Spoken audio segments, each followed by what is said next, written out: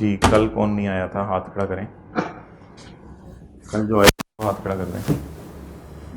कौन नहीं आया था जी? आप क्यों? बारिश थी। और कौन नहीं आया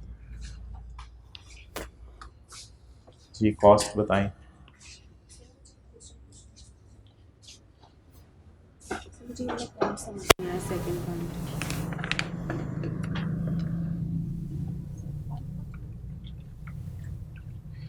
इंटरनेट सर्विस प्रोवाइडर को आपने पैसे दिए कि हमारी वेबसाइट को होस्ट करो, यानी अपने पास रखो और लोगों में मशहूर करो।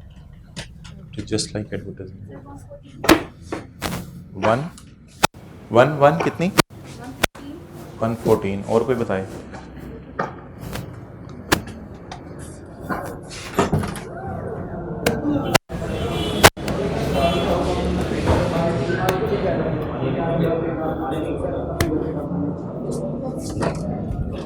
क्या ये कॉस्ट? 126। उधर 114 आ रही है, इधर 126 आ रही है।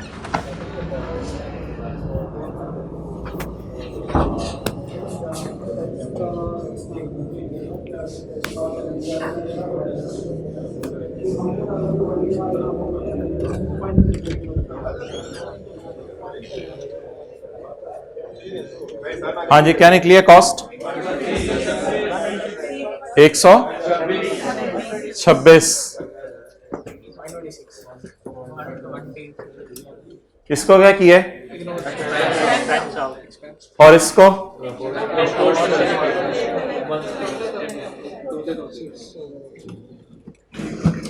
ओके, कुछ तो इजी मार्क्स थे ये 360 वाले। तो और 1 जनवरी 2018 साल के पहले दिन। आपने एक और चीज नोट की होगी इस सवाल में, पिछले साल के क्लोजिंग कोई एसेट्स नहीं दिए इसने में, बस डायरेक्ट ही यहां से शुरू किया। तो हमारे साल ही शायद एडिशन है सारी। ऑन 1 जनवरी 2018 हमारे साल के पहले दिन ZL बॉट पार्शल, मैंने लफ्ज लिखवाया था, इसने क्या लफ्ज लिखा है? Incomplete R&D।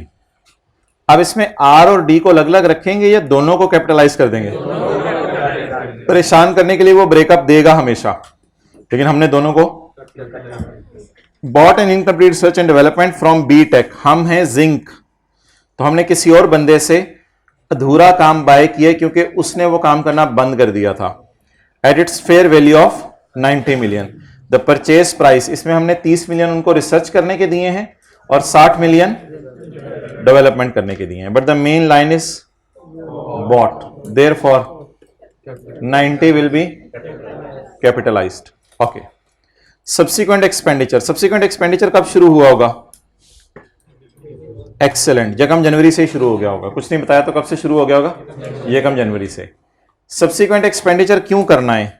सब्सिक्वेंट एक्सपेंडिचर इसलिए करना है कि हमने, जिस तरह मैं कहूं, आप लोगों ने कोई ग्रे स्ट्रक्चर देखा किसी घर का, या आप लोगों ने जो है वो किसी घर में ईंटें लगी हुई देखी, आपने कहा ये बड़ी अच्छी लोकेशन है, तुम ये घर ना बनाओ, ये जो अधूरी सी बिल्डिंग है मुझे दे दो, फिर मैं इस पर खुद खर्चा कर लूंगा।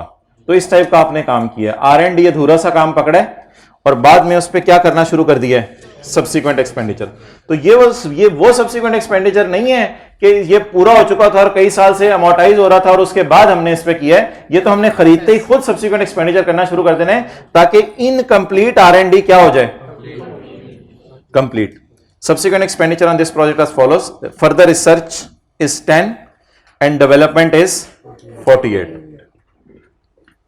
Recording criteria for, अच्छा इन दोनों लाइनों से पता नहीं चल रहा कब रिसर्च चली और खत्म हुई और कब डेवलपमेंट शुरू हुई। इन दोनों लाइनों से पता नहीं चल रहा। डेट्स नहीं दी हुई ना, एक डेट दी हुई है, वो रिसर्च खत्म होने और डेवलपमेंट शुरू होने की नहीं है, वो कुछ और डेट है, वो कुछ और डेट है। Recording criteria of capitalization of development was met on, recording criteria capitalization का 6 मेट हो गया था 1 मार्च। इसका एक और मतलब भी होता है कि बिफोर 1 मार्च वो मेट नहीं था। तो 2 महीने बुरी वाली डेवलपमेंट चली, 2 महीने, जनवरी और फरवरी। All costs are incurred evenly from 1 January, और लैब के बंद होने की तारीख आ गई।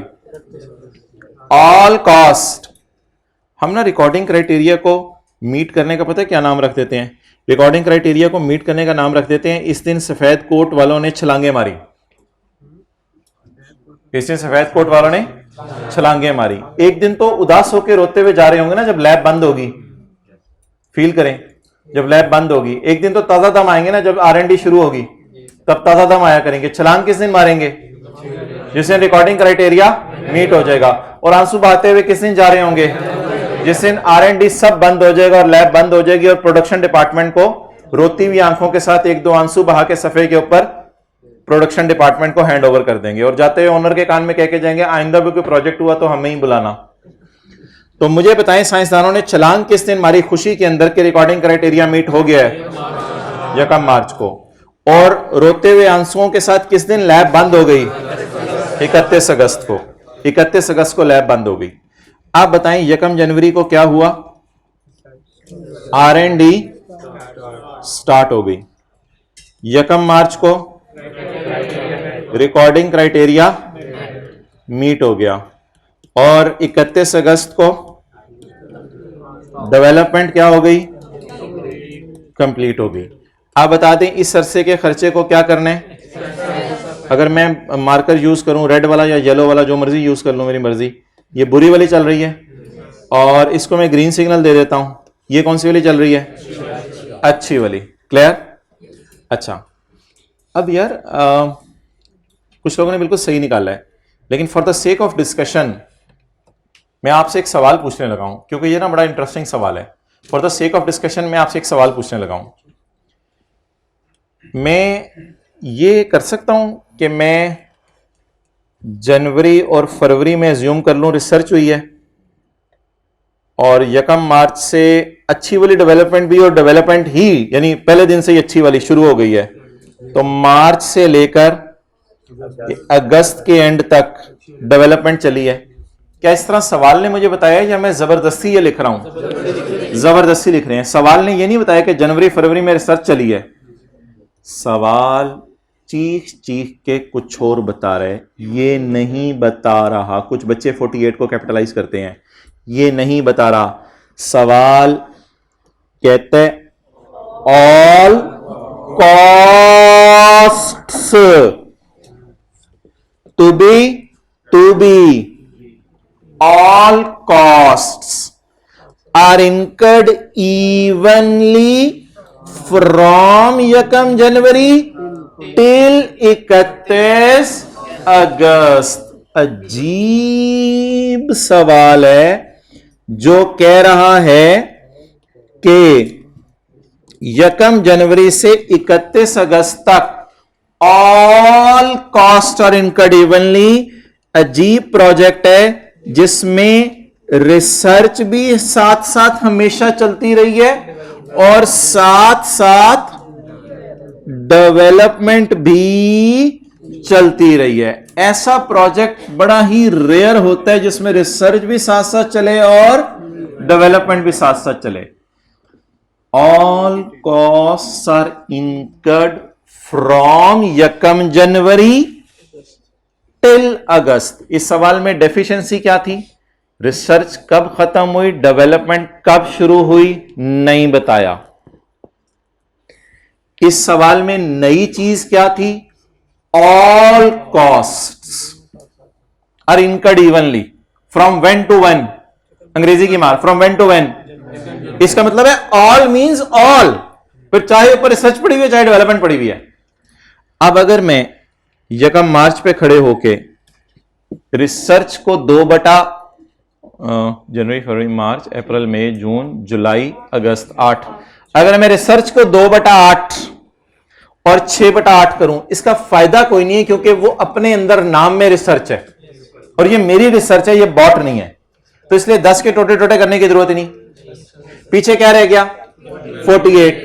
तो ये assumption नहीं लेनी थी कि इस तरह की कोई कहानी है।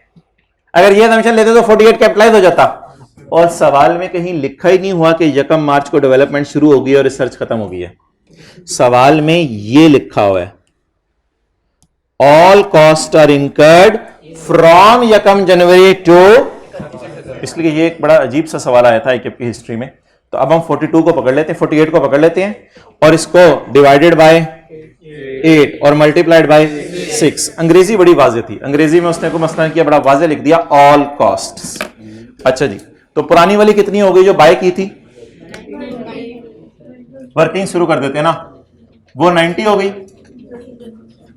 और 90 में क्या जमा करना है, 36, नहीं, कैसे, इस तरह तो नहीं एग्जाम में करेंगे, 48 इंटू 6/8। अच्छा, क्या बना, 90 plus 36 is 126।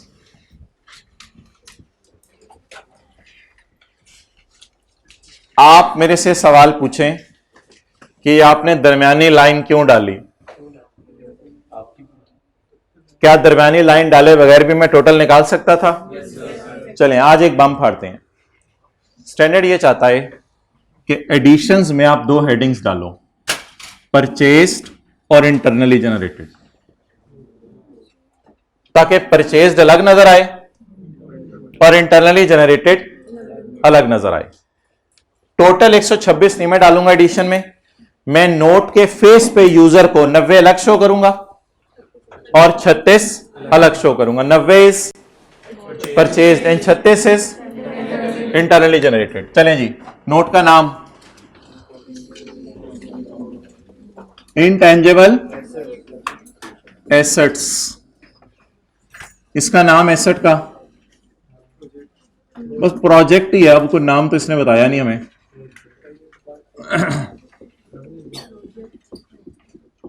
Project, gross carrying amount,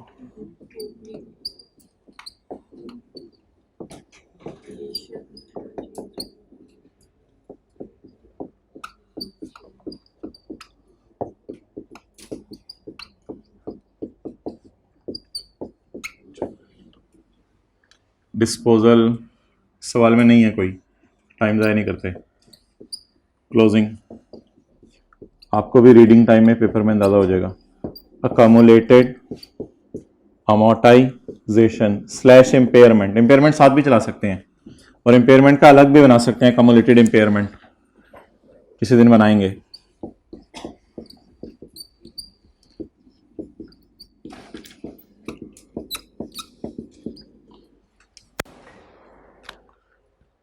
ji, purchased,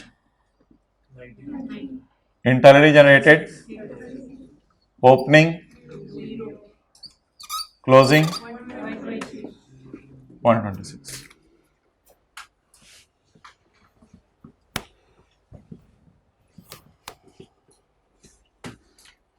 वाले जरा हाथ खड़ा करें। एक्सेलेंट।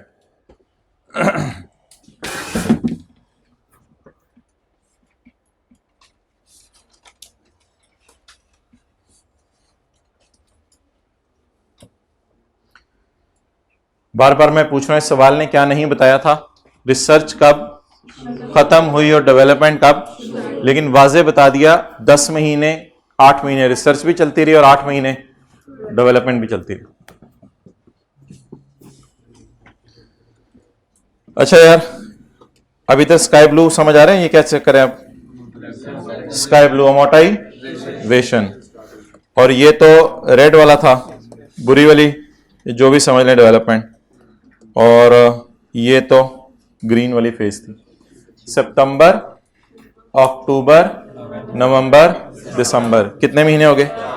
4 महीने। लाइफ 10।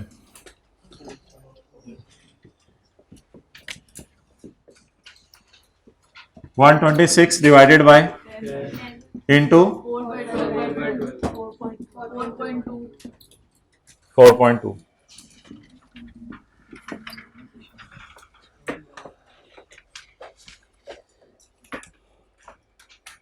ये अमोर्टाइजेशन के मार्क्स पूरे मिलेंगे अगर कॉस्ट गलत निकली तो तो पेपर में ये गलती ना किया करें, कॉस्ट नहीं निकल रही तो अमोर्टाइजेशन भी ना निकाल के आए, यहीं से मार्क्स लूज करते हैं। कितने लोगों ने इस तरह की गलतियां की हुई हैं कभी पेपर में, एक चीज नहीं निकल रही तो उससे अगली भी नहीं निकाली। ओके, एक चीज नहीं निकल रही, सवाल ही छोड़ दिया ना, वही बात हुई। उसी कहते उससे भी आगे की मैं बात बताता हूं। On 31 December 2018 ZL received an offer of 170 million for its developed technology। हमने जो टेक्नोलॉजी डेवलप कर ली है तो किसी ने ऑफर हमें की है कि इतने पैसे मैं आपको देता हूं। इस पॉइंट को हम ज्यादा बेहतर तरीके से डिस्कस कर सकेंगे जिस वक्त हम मॉडल्स पढ़ लेंगे, कॉस्ट मॉडल और रिवैल्यूएशन मॉडल, और जिस वक्त हम रेजिडुअल वैल्यू की कुछ डिस्कशन करेंगे उसके बाद इस पॉइंट को हम डिस्कस करेंगे बेहतर। लेकिन it is still an offer. मैंने क्लास बोला था कि रेजिडुअल वैल्यू आपने तब लेनी है जब किसी थर्ड पार्टी से कमिट कर लें, कमिट, ऑफर नहीं, क्या कर लें, कमिट कर लें, तो इसको इग्नोर करना है। लेकिन इसको क्यों इग्नोर करना है फिर किसी दिन बात करेंगे एक और चीजें पढ़ के, फिलहाल इसको इग्नोर करें बस। किसी ने ऑफर कर दिया है, ऐसा तो कहीं नहीं लिखा हुआ फेयर वैल्यू मॉडल यूज हो रहा है और ये करें वो करें, ऐसा तो नहीं लिखा हुआ कहीं। बहरहाल किसी ने कहा है कि ये चीज मैं कितने में खरीदना चाहता हूं, 170 में। इंपेयरमेंट टेस्टिंग करनी नहीं करनी ये सारी डिस्कशन फिर किसी दिन कर लेंगे, इसको फिलहाल इग्नोर करना है बस। चलें जी, अब ये असल में करना था, तो कैपिटलाइज और एक्सपेंस ढूंढ लें, क्या क्या करना है। स्टैंडर्ड साथ वाला बस खोल ले, कोई एक बंदा खोल ले, वहां से देखते रहे ये चीज कहाँ है, ये चीज कहाँ है, तो मुफ्त के मार्क्स हैं।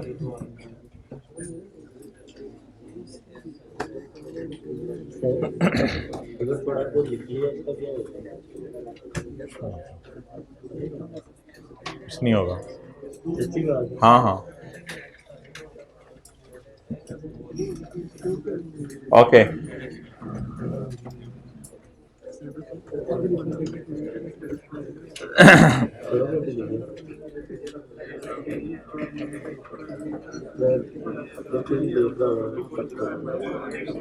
On 31 December 2018 ZL launched its new website for online streaming of TV shows, movies and web series। तो ऑनलाइन स्ट्रीमिंग जब लोग आके करेंगे तो नेटफ्लिक्स टाइप चीज, तो लोगों से ये पैसे भी मांगेंगे। The websites content is also यार बात तो सुनो, क्या ये वेबसाइट सोली एडवर्टाइजमेंट के लिए पर्पस के लिए बनी है या website content is also use to advertise? और अगर ये सिर्फ ये सोली एडवर्टाइजमेंट पर्पस के लिए बनी होती फिर एक्सपेंसिव होती, लेकिन ये website online movies and web series show करने के लिए बनी है जिससे आपको पैसे देने पड़ेंगे। इसका मतलब वेबसाइट पे जाके आप पेमेंट करेंगे और आपको एक्सेस मिल जाएगी शो की, फिर आप शो देखेंगे। The website content is also used, main purpose नहीं है, also used to advertise and promote settle products. तो एडवर्टाइजमेंट का वो खर्चा दिया हुआ फिर उसे एक्सपेंस में डाल देंगे, डिजिटल फोटोग्राफ्स का। The website was developed internally and met the recording criteria as an intangible. कहते वो आप परेशान ना हो, रिकॉर्डिंग क्राइटेरिया मीट हो रहा है। तो वो जो बार बार स्टैंडर्ड में लिखा हुआ था, वो जो बार बार स्टैंडर्ड में लिखा हुआ था, अनलेस अनलेस अनलेस अनलेस किधर आ रहा है, unless the expenditure can be directly attributed to operate in the management and the website meet the, तो ये अनलेस टाइप वाली बात है ना। अब तो रिकॉर्डिंग क्राइटेरिया क्या हो रहा है, मीट हो रहा है। तो इसलिए डेवलपमेंट सारी जो चल रही है वो अच्छी वाली चल रही है, बुरी वाली चल रही है, अच्छी वाली चल रही है, बिकॉज लफ्ज लिखा हुआ it meets the recording criteria. Directly attributable cost are as follows, वही स्टैंडर्ड वाले वाजे तौर पे उसने लिखा और कहते हैं मैं तुम्हें बता दूं ये सारी कॉस्ट क्या है, डायरेक्टली एट्रीब्यूटेबल है टू प्रिपेयर द वेबसाइट। ना भी लिखा होता तो फिर भी हम एज्यूम करते हैं डायरेक्टली एट्रीब्यूटेबल ही है। ओके, फिजिबिलिटी स्टडी, अब मैं किताब से तो नहीं ढूंढूंगा, मैं तो स्टैंडर्ड से ही ढूंढूंगा।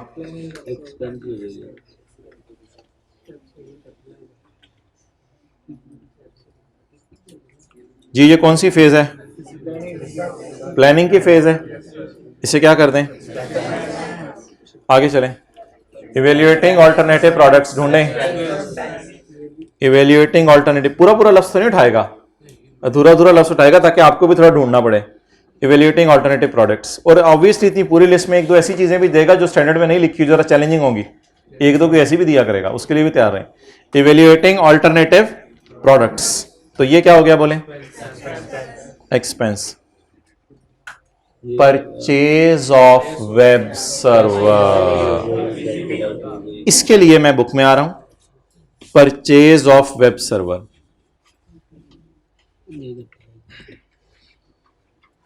एक जगह हमने पढ़ा था SIC32 डू नॉट अप्लाई, ये does not apply.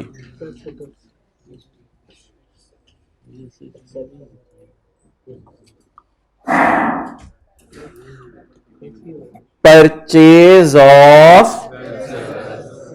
Web server, SIC32 but IS 16 apply. So web server का परचेज करना, वो तो एक मशीन होगी ना, that is a hardware.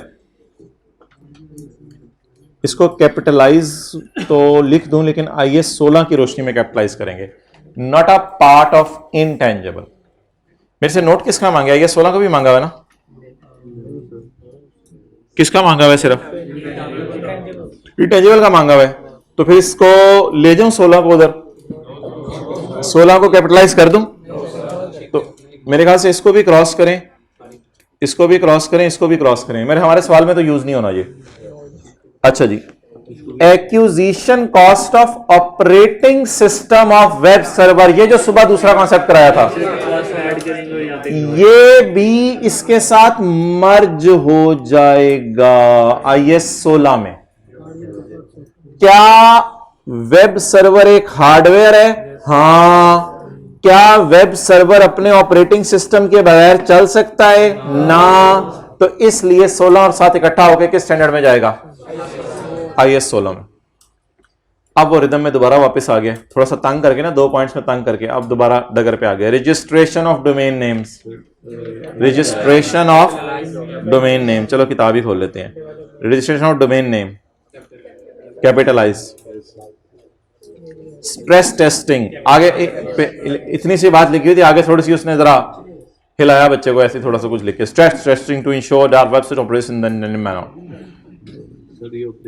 Designing the appearance of web pages, ओहो ये तो कॉपी पेस्ट कर लिया इसमें। Designing the appearance of web, यार कितने मुफ्त के नंबर दे रहे लोगों को, सीए का, मैं सीए करा रहा हूं।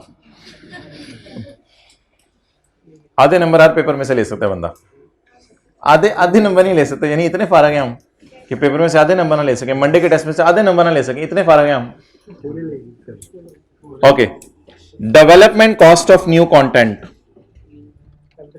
Development cost of new content, development cost of a new content, heading ही है development cost of new content. New content develop करना, एग्जाम्पल्स ऑफ कंटेंट इंक्लूड फला फला फला फला, तो ये तो हेडिंग से उठा लिया इसने। आगे वो मैं आता हूं उस तरफ। Development cost of new related to online streaming and related to advertising and promotion. अब इसको पढ़ लेते हैं। डेवलपमेंट कॉस्ट ऑफ कंटेंट, जो हमारी डेवलपमेंट की आखिरी फेज है, जिसके बाद ऑपरेशन शुरू हो जाने, recognize as an expense when incurred in accordance with para blah blah blah to the extend that content is developed to advertise and promote entities. किस हद तक एक्सपेंस करना है, इन दोनों में से किस हद तक एक्सपेंस करना है? Up to the extent advertising material is being promoted. इसको क्या करने? एक्सपेंस, इस हद तक एक्सपेंस करना है। Expense when incurred up to the हद of the content is developed to advertise and promote entities. Otherwise, अगर प्रमोशन ना हो रही हो, अगर प्रमोशन ना हो रही हो, नहीं फिर भी कैपिटलाइज नहीं, फिर उसी की अंग्रेजी है तो उसी की अंग्रेजी पे चले। अगर इसके अलावा कोई खर्चा है तस्वीरें खींचने के अलावा, तो फिर भी एक्सपेंस में डाल दो। अनलेस आज आगे बात तो वही होगी, unless the expenditure can be directly attributable, unless the expenditure can be directly attributable to the preparing website to operate in the manner intended by many में and the website meets the, आप बताएं unless की शराइत पूरी हो रही है? Unless की शराइत पूरी हो रही है? तो मैंने तो वैसे भी आपको हिंट दे दिया था कि बाय डिफॉल्ट इनको क्या किया करें, कैपिटलाइज किया करें। तो आप बताएं ऑनलाइन स्ट्रीमिंग के लिए जो कंटेंट डेवलप हो रहा है, तो वो तो मेन चीज है जो हमने ऑनलाइन स्ट्रीमिंग करके देनी है, ये एडवर्टाइजमेंट है नहीं, ये ऑनलाइन स्ट्रीमिंग के लिए कंटेंट डेवलप हो रहा है, तो that is main content development. इसको क्या करेंगे, कैपिटलाइज। और इन द एंड ये क्या है, एडवर्टाइजिंग ऑफ ZL प्रोडक्ट्स और एडवर्टाइजिंग ऑफ वेबसाइट्स, दोनों ही एक्सपेंस आउट है। फर्क इनमें क्या है भाई, कोई वेबसाइट बनी हुई आपको पता ही नहीं, तो वेबसाइट वाले एडवर्टाइज करेंगे तो आपको पता चलेगा ना उनकी वेबसाइट है, फिर जब आप उस पे आ जाएंगे फिर दोबारा एडवर्टाइजमेंट के लिए वो उस पे तस्वीरें खींच के लगवाएंगे। तो जो बंदा वेबसाइट पे आ चुका हुआ है उसके लिए प्रोडक्ट्स नजर आएंगी, और जो वेबसाइट पे आया ही नहीं उसको एडवर्टाइज करके वेबसाइट पे पहले लाएंगे, और लाने के बाद, जैसे शायद जिंदगी में हम पहली दफा पेप्सी की वेबसाइट पे गए हों, आप लोगों में से किसी ने आज तक लिखा था pepsi.com, तो पहले लाना पड़ता है वेबसाइट पे, और लाने के बाद फिर दिखाना पड़ता है कि वेबसाइट में हम क्या प्रोडक्ट्स बेच रहे हैं। इसको भी क्या करेंगे, तो इस पूरे में एक आधी चीज मेंटली प्रिपेयर रहिएगा, पेपर में आपको चैलेंज दिया करेगी और वो गलत भी हो सकती है, कोई मसला नहीं, बाकी चीजें इजी मार्क्स दे जाएंगी। Now, what should be capitalized as intangible, not as tangible? What should be capitalized as intangible? 2, 5, 11। अगर 2, 3, 5, 11 को कैलकुलेटर पे जमा करके लिख देंगे वहां और वो हुआ गलत, तो फिर कितने नंबर मिलेंगे? 0। उसको पता नहीं चलेगा किस किस को जमा किया, इसलिए 2, 3, 5, 11 को बताना है किस किस को जमा करके लिखा है। 2, 3, 21।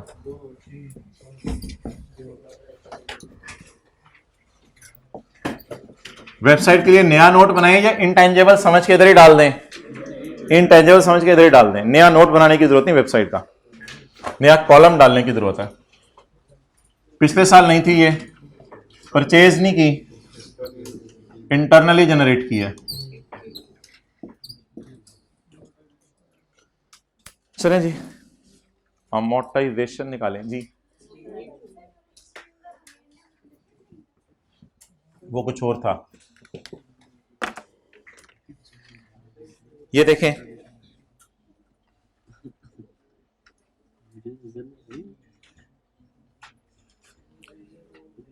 ऑपरेशनल फेज में एक खर्चा लिखा हुआ था, registering the website with search engine, यानी गूगल पर जब लोग एयर कंडीशनर लिखें तो सबसे ऊपर हमारी वेबसाइट आ जाए, इसे कहते हैं registering the website with search engine. It is operational.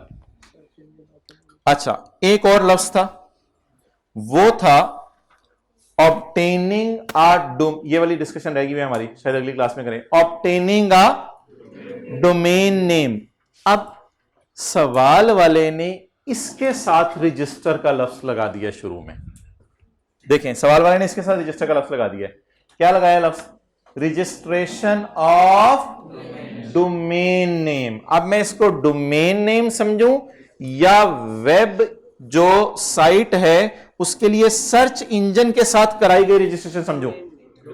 Domain name. समझ आ गई बात? तो उसने ये लफ्ज ना इधर रजिस्टर का यूज कर लिया, तो ये रजिस्टर का लफ्ज कुछ और है। Good question. अच्छा जी, अमोर्टाइजेशन क्यों? On 31 December we launched, website production department को दी जाएगी या कस्टमर को उसकी एक्सेस दे दी जाएगी? अनाउंस कर दिया जाएगा, हमने वेबसाइट लॉन्च कर दी। ये कोई ऐसी चीज नहीं है फैक्ट्री को दे देंगे कि लैब बंद हो रही है तो वेबसाइट जाते हुए फैक्ट्री को दे दें। तो लैब बंद होगी 31 अगस्त को, तो कस्टमर्स को दिखा दी जाएगी on 31 December 2018 ZL launched it's news website for online streaming. अब बता दें हमने लॉन्च किस दिन की? साल के आखिरी दिन। तो फिर कितने दिन इस्तेमाल हुई? 0 डेज। तो अमोर्टाइज कब से करना शुरू करेंगे? अगले साल से। नहीं अगस्त ना बोलो, वो तो कोई और एसेट था, वो तो अगस्त में कोई और एसेट हुआ था, वेबसाइट तो नहीं है। वेबसाइट तो 31 दिसंबर पूरी हुई है। अमोर्टाइजेशन डेज की बेस पे, लाइफ नहीं दी हुई। 1/365 निकालना चाह रहे हो एक दिन की अमोर्टाइजेशन? नहीं, 1/365 की क्या जरूरत है?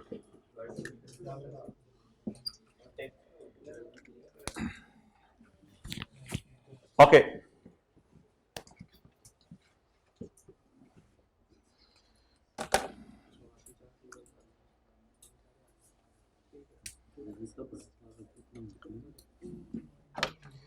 इसको भी छोड़िएगा।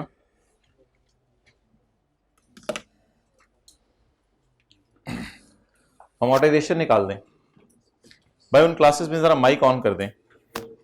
50 रुपए इनाम है। हाथ खड़े करके अमोर्टाइजेशन बता दें मुझे। सॉल्यूशन खोलना जायज नहीं। उन क्लासेस में माइक और वो आखिरी क्लास में भी माइक पकड़ा दें भाई। उधर भी किसी को भेजो। इधर माइक दरमियान में रख दो ना, इधर माइक दरमियान में रख दो जी। हाथ खड़ा कर दिया। 30 रुपए एक ने बताया, पहले ने। अच्छा जी,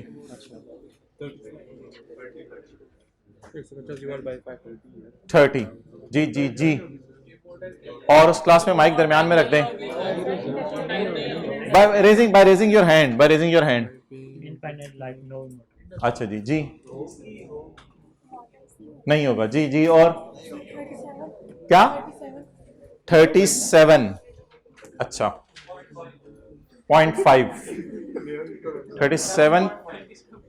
37.5 बोलना था ना? ठीक है 37.5 ठीक है जी।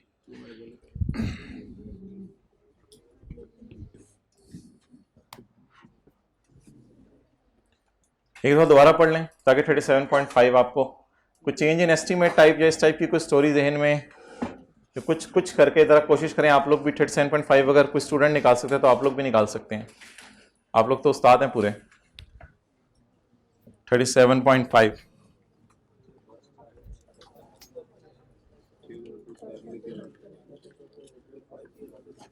37.5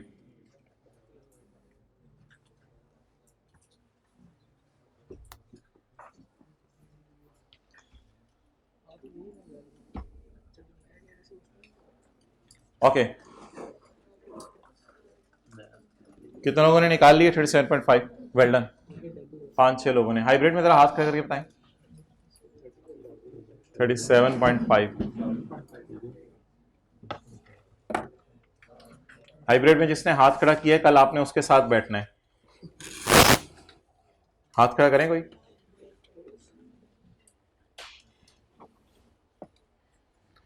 ड्यूरिंग 2018 लाइसेंसिंग अथॉरिटी ने बताया that broadcasting license of one of ZL channel will not be further renewed। इसका मतलब है अब लाइफ इंडेफिनेट नहीं रही। नई हुकूमत आई, उसने आके बताया this licence will be not be further renewed. ये लाइसेंस आज के बाद हम रिन्यू करना क्या कर रहे हैं? बंद कर रहे हैं। ये लाइसेंस आज के बाद रिन्यू करना क्या कर रहे हैं? बंद कर रहे हैं। 18 में ये हुआ है। 18 में ये हुआ है। हमारे साल में ही हमने कहा क्या मतलब ये कौन सा लाइसेंस?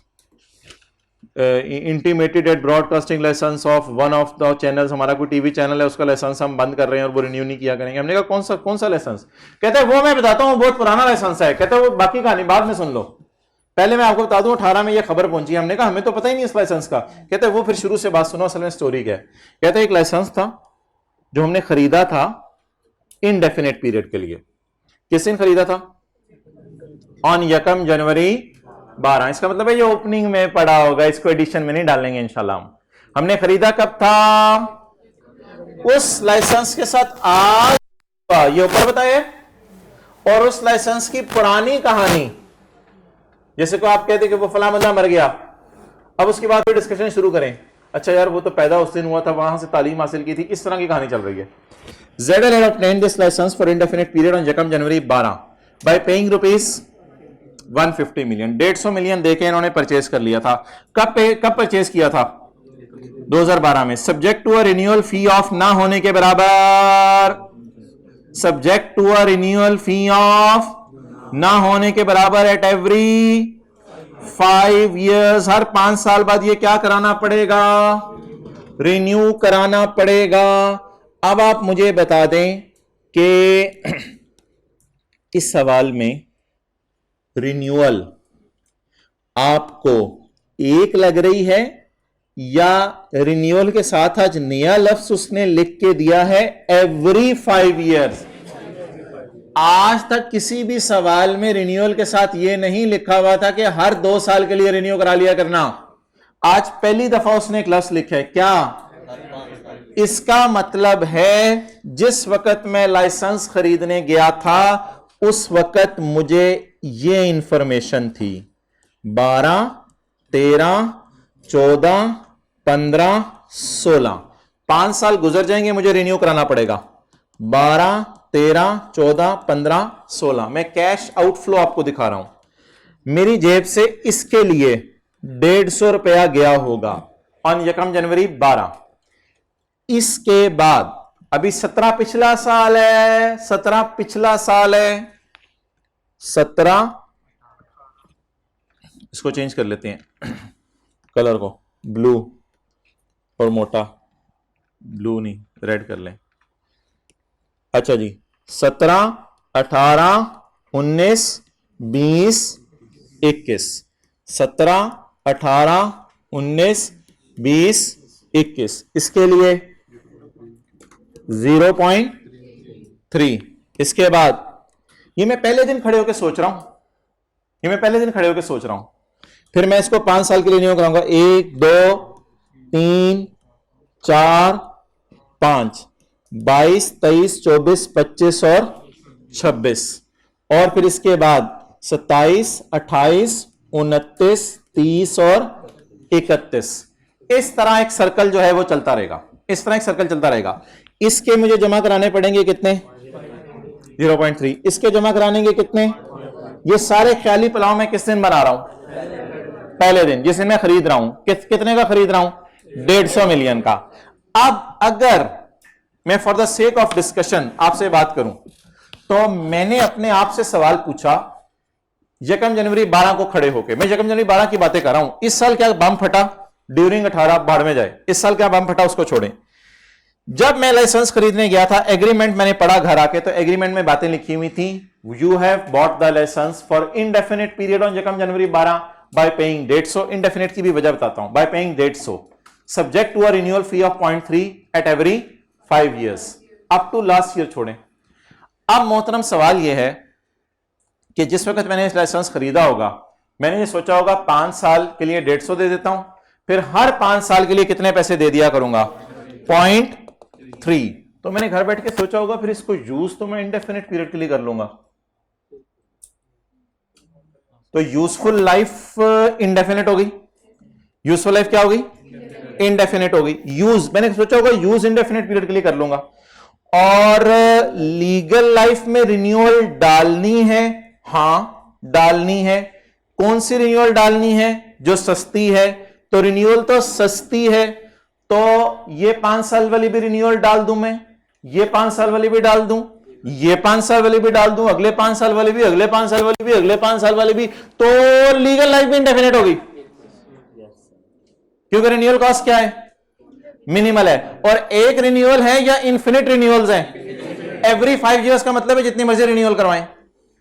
तो यकम जनवरी 12 को खड़े होके मेरी यूजफुल लाइफ भी इंडेफिनिट है और मेरी लीगल लाइफ 5 या 5 जमा 5 10 साल नहीं है, 5 जमा 5 10 साल नहीं है, उसने मुझे कहा है स्विमिंग पूल के लिए भाईजान 2 घंटे के आप 15,000 रुपए दें, इसके बाद हर हर हर हर घंटे बाद अगले 50 साल तक आप 2 रुपए दे के जो है वो स्विमिंग कर सकते हैं। तो इसका मतलब है ये कितने अरसे के लिए मेरी लीगल लाइफ है? इनडेफिनेट। तो लीगल लाइफ भी क्या हो गई? अलग से ये बताया नहीं कि मैनेजमेंट ने सोचा इतने साल इस्तेमाल करेंगे, तो इसलिए यूजफुल लाइफ भी। तो फिर बताएं आप 12, 13, 14, 15, 16, 17, 18, 19 में पिछले सालों में क्या मैं इसे अमोर्टाइज कर रहा हूं या नहीं कर रहा हूं? तो ओपनिंग अकमुलेटेड अमोर्टाइजेशन कितनी आ गई?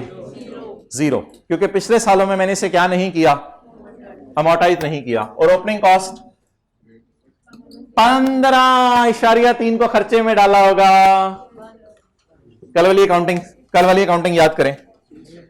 18 में खर्चे में डाला होगा। 18 की अकाउंटिंग अभी मैं बाद में कराऊंगा। मैंने कल जो आपको अकाउंटिंग कराई थी 7 है, घर जाके किया था, हाथ खड़ा करें। सिर्फ चंद लोग ही हाथ खड़ा करते हैं, ऑब्वियसली चंद लोग करते हैं, और फिर जब इधर ट्रीटमेंट आती है फिर वो भूला होता है, क्योंकि पहले आप घर जाके नजर मारने की आदत है। नजर ना मारा करें, करके किया करें। कल हमने ये अकाउंटिंग सीखी थी कि जिस वक्त रिन्यूअल सस्ती होगी तो डिनोमिनेटर में जो लाइफ, न्यूमरेटर में तो कॉस्ट होती है ना, cost divide by life, denominator में नीचे वाले में आप ले लिया करें लाइफ। अब वो लाइफ तो क्या है? इनडेफिनेट। और ऊपर क्या ले लिया करें? कॉस्ट। और जब रिन्यूअल कराएं और रिन्यूअल हो ना होने के, तो फिर 1 जनवरी 17 को खड़े होके 0.3 की क्या एंट्री की होगी? तो अगर मैं 1 जनवरी 18 पे हमारे साल के पहले दिन खड़ा हूं तो मेरी किताबों में इंटेंजिबल की कॉस्ट कितनी आ रही है? 150। यहां कितना पे किया है? ये कहां डाल दिया होगा? एक्सपेंस के अंदर। और यहां तक खड़े हुए अमोर्टाइज क्यों नहीं हुआ? क्योंकि ड्यूरिंग 18 मुझे कुछ पता चले, तो बिफोर 18 इनडेफिनेट था, तो ड्यूरिंग 18 हुकूमत नहीं बदली और उसने आके कानून बताया। अच्छा, अब आखिरी line, during 18 the licensing authority intimated that broadcasting license of one of ZL's channels was not be renewed further। 18 में आके किसने बता दिया आज के बाद हम रिन्यू नहीं करेंगे, लेकिन एक रिन्यूअल फी तो मैंने दी हुई है ना, वो तो मैंने हुकूमत आने से पहले दे दी थी। उसने कहा आज के बाद रिन्यू नहीं करेंगे, ये नहीं कहा कि ये जो तुमने रिन्यूअल कराई है इसको भी फारग कर देंगे। इसका मतलब है इस डेट को आप जाकर रिन्यू नहीं करवा सकते। आप अगर इस डेट को जाकर रिन्यू नहीं करवा सकते तो हमारा सारा ख्याली पुलाव फारग हो गया, और यहां पे खड़े होकर मेरी लाइफ एसेट की क्या हो जानी है? खत्म हो जानी है। ये कब पता चला? 18 में। क्या इसको मैं एरर कहूं या change in estimate? It is not an error, कोई एरर नहीं। अल्लाह का शुक्र है मैं सही अकाउंटिंग कर रहा था, और जो उस वक्त के सर्कमस्टांसिस थे गवर्नमेंट की तरफ से अलाउड, वो वाली अकाउंटिंग कर रहा था। Now it is change in अंदाजा, वट एवर द रीजन में be, this is change in अंदाजा। आप बताएं 18 में खड़े होके ये बात पता चल गई है, तो अब मैं कितने साल पे इसको टोटली खत्म कर दूं? 18, 19, 20, 21। What is cost? 150। इस 150 को कितने रिट्रोस्पेक्टिवली अमोर्टाइज करना शुरू करूं प्रायर ईयर एरर समझ के, या ऑनवर्ड्स चला दूं? तो ड्यूरिंग 18 का मतलब लिखे ऑन 1 जनवरी 18। ड्यूरिंग 18 का मतलब हमेशा यही लीजिएगा, ऑन 1 जनवरी 18। हाँ, 3 से डिवाइड नहीं करना, ड्यूरिंग 18 उसने लिखा हुआ है। तो ड्यूरिंग 18 यानी ऑन 1 जनवरी 18 ये कह दिया गवर्नमेंट ने कि आज के बाद आपने लाइसेंस को क्या नहीं करवाना? रिन्यू नहीं करवाना। तो अब कॉस्ट को पकड़ के किससे डिवाइड करें? 0.3 तो पहले एक्सपेंस में जा चुका है। कॉस्ट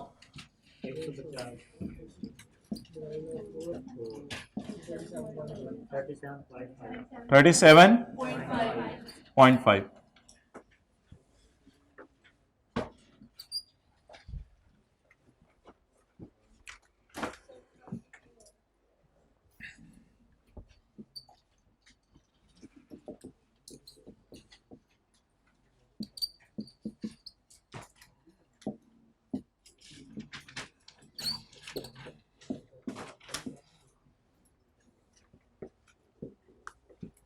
अभी टोटल नहीं करना।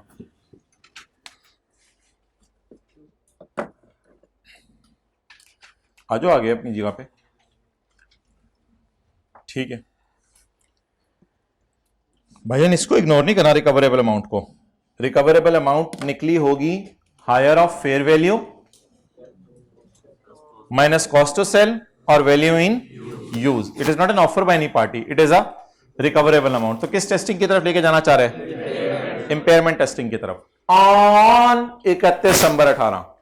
तो अगर रिकवरेबल अमाउंट 31 दिसंबर 18 की है तो बीवी भी किस दिन की चाहिए? 31 दिसंबर 18 की। पहले बीवी कैलकुलेट कर लेते हैं।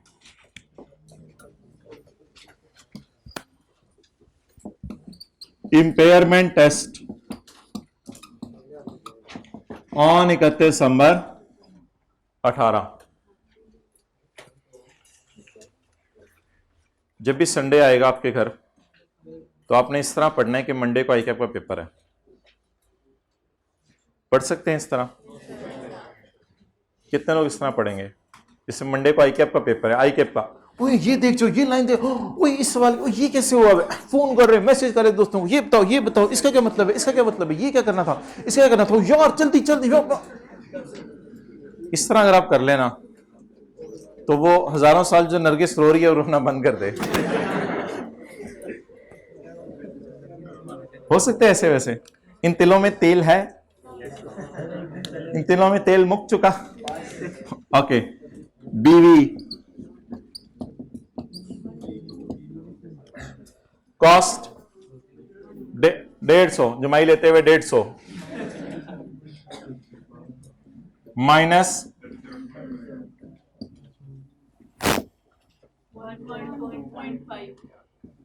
112.5 रिकवरेबल अमाउंट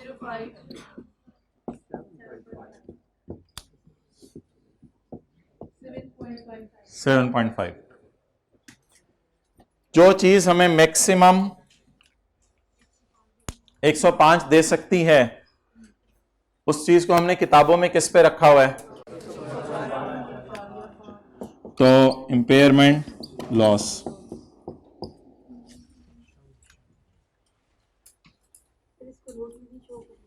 नोट में शो करेंगे। अच्छा, अब नोट में शो करने के लिए या तो आप नई लाइन डालें कम्युलेटेड इंपेयरमेंट लॉस, या देखें, या इधर स्लैश करके इंपेयरमेंट लिखें और अमोर्टाइजेशन के नीचे एक नई लाइन डाल दें। इंपेयरमेंट कितनी? 7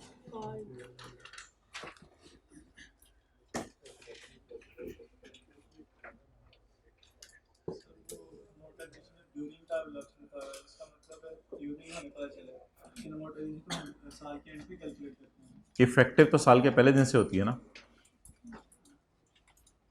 कैलकुलेशन की बात नहीं कर रहा, इफेक्टिव।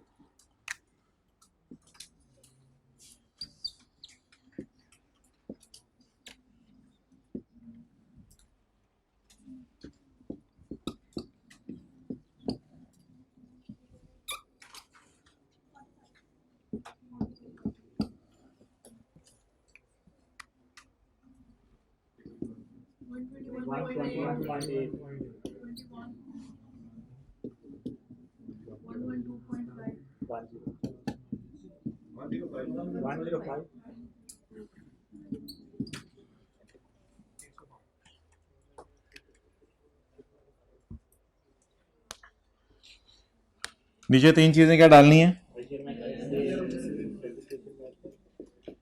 मेजरमेंट बेसिस क्या है? कॉस्ट मॉडल,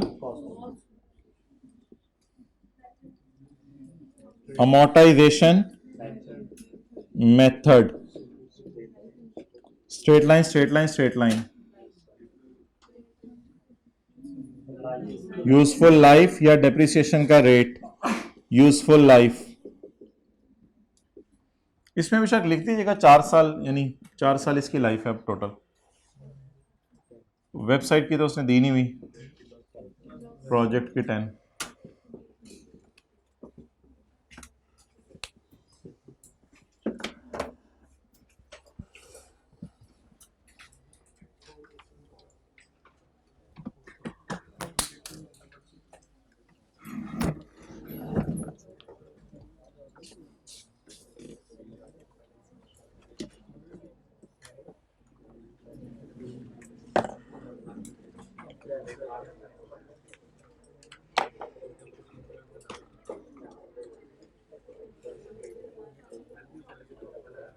कितने सवाल होमवर्क में? 4-5?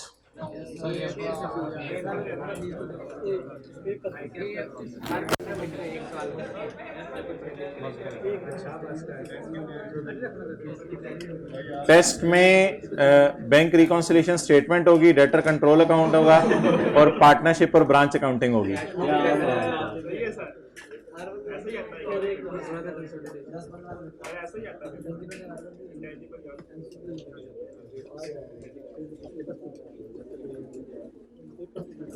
ऑनलाइन वाले हजरात लेक्चर नंबर 6 अटेंड करके टेस्ट दीजिएगा, ये जो चल रहा है लेक्चर।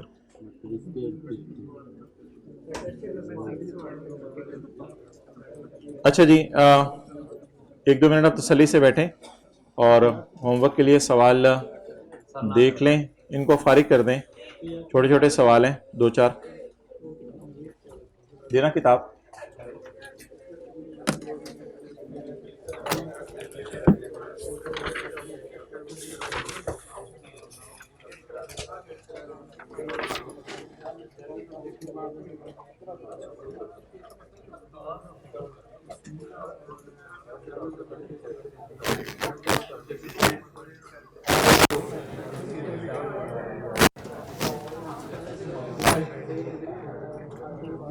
यार ये काम हो सकता है,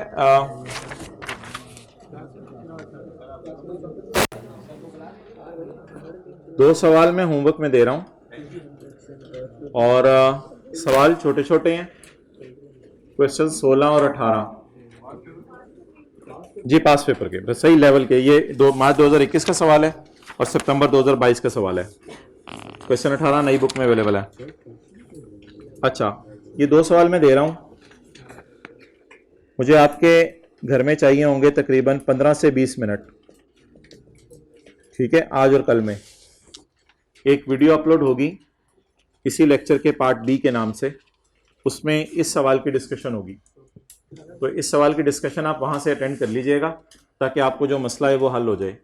देखिए सारी चीज़ें हो सकती हैं क्लास में, कोई मसला नहीं, मैं खुद भी सारी चीज़ें करवा सकता हूँ, लेकिन थोड़ा सा अगर आप ये अभी से शुरू कर दें, अगर मेरे साथ लोड अभी से शेयर करना, ये लास्ट टाइम वालों को एंड पे करवाया था, तो अभी से अगर ये लोड शेयर करना शुरू कर दें आप, थोड़ा थोड़ा 15-20 मिनट होमवर्क किया और साथ ही वीडियो खोल के डिस्कशन होगी उसकी, तो मेजर आपका एरिया इधर से ही कवर होता जाएगा, टॉपिक भी साथ साथ तैयार होता जाएगा। वरना इन द एंड आखिरी दिनों में तो लोड पड़ता ही पड़ता है वो ये वाला। तो अच्छे अल्फाज मुँह से सोचो, देखो फ्यूचर सिक्योर हो रहा है, ठीक है। पता नहीं क्या बोले था आप, मुझे सुनाई नहीं दिया, मुस्कुरा के देखा था साथ वाले को। तो ये इंशाल्लाह वीडियो आज ही अपलोड हो जाएगी, मैं कोशिश करूंगा। और क्वेश्चन 16 फिर कल डिस्कस करेंगे क्लास में, ठीक है। लेकिन ये क्वेश्चन 18 के नाम से नहीं होगा, लास्ट टाइम वालों को पता नहीं कहीं क्वेश्चन 1 डाल के था, तो बस आज के लेक्चर सी पार्ट बी के नाम से अपलोड होगा। ओके, तो कल इंशाल्लाह परसों तशरीफ ले आइएगा, ठीक है जी। अल्लाह हाफिज़।